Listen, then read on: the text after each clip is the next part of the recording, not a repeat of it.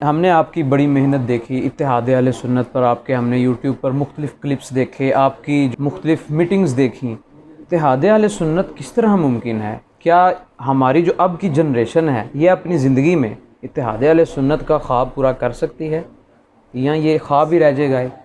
اس پہ تھوڑی سی اتحاد اہل سنت تو انشاءاللہ بالآخر ہونا ہی ہونا، انشاءاللہ آج نہیں تو کل ہو جائے گا، 2 دن بعد، 10 دن بعد، مہینے بعد، سال بعد، بالآخر اہل سنت کو ایک پلیٹ فارم پہ آنا پڑے گا، ہر صورت آنا پڑے گا۔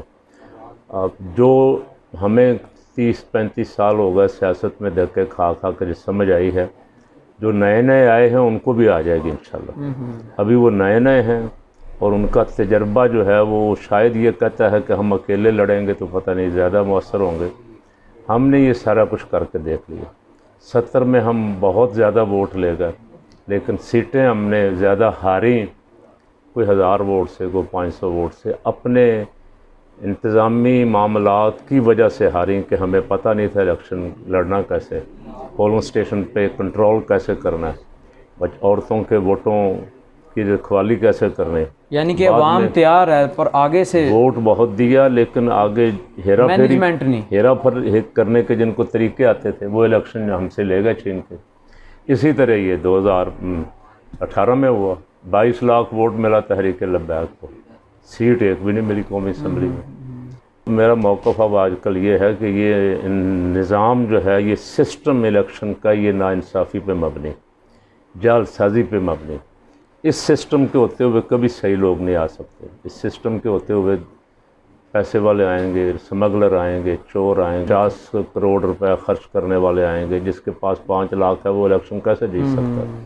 تو اس نظام کو بدلنے کے لیے میں نے بہت ساری جگہوں پہ آواز اٹھائی، کہا بھی ہے سب کو کہ اس کے لیے میدان میں نکلنا پڑے گا، انقلاب کے لیے۔ اس میں بیسکلی رکاوٹ کہاں پہ پھر آ رہی؟ کیونکہ عوام وہ بھی چاہتے ہیں کہ اتحاد ہو، ہم سب دیکھیں علماء کو اسمبلیوں میں بیٹھا ہے، رکاوٹ پھر کیوں ہے؟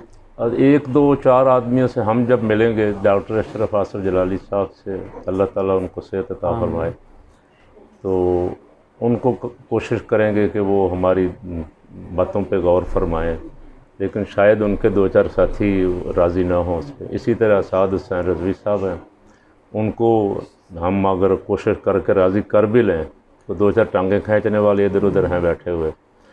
وہ سمجھتے ہیں کہ اگر یہ اتحاد ہو گیا تو ہماری دکانداری ٹھپ ہو جائے گی۔ وہ جب اپنی شورا میں بیٹھ کے کوئی ڈسکشن ہوتی ہوگی، چھوڑو جی ہمیں اتحاد دا چورن بھیج دینا، اسی کی کرنا اتحاد کر کے، اسی ہیں صرف۔ تو یہ سوچ جو ہے نا یہ بدلے گی ضرور، میں بدلے گی اس وقت جب نقصان ہو چکا ہوگا۔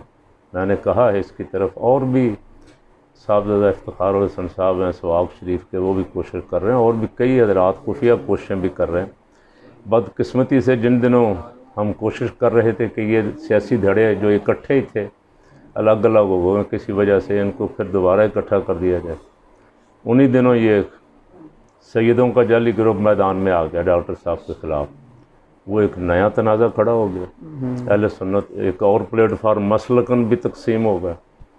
تو یہ تقسیم در تقسیم جو ہے نا یہ بھی رکاوٹ بن گئی اتحاد اہل سنت میں۔ آج کل ہماری کوششیں پھر ذرا تیز تھیں، درمیان میں ڈاکٹر صاحب کی بیماری آ گئی، اللہ کریم ان کو صحت دے۔ آمین۔ ویسے وہ بھی اوکے کر چکے ہیں، سعد رضوی صاحب بھی اتحاد کے لیے اوکے کر چکے ہیں، اور کچھ اکابرین بھی اوکے کر چکے ہیں۔ اب بس ان کو کسی دن کوشش کر کے بٹھانا ہے ایک پلیٹ فارم پہ اور اعلان کرنا ہے اہل سنت کے لیے کہ یہ اعلان ابھی الحمدللہ یہ اکٹھے ہو کے میدان میں نکلیں گے۔ ہماری خواہش تھی کہ کم از کم اتنا اتحاد ضرور ہو جائے کہ یہ سنی کینڈیڈیٹ ایک دوسرے کے مد مقابل کھڑے نہ ہوں، ایک کینڈیڈیٹ ہو ایک جماعت کا اور باقی ساری جماعتیں اس کے لیے سپورٹ کریں۔ اس پہ تو الحمدللہ تقریباً میں نے ہر جگہ آمادگی پائی۔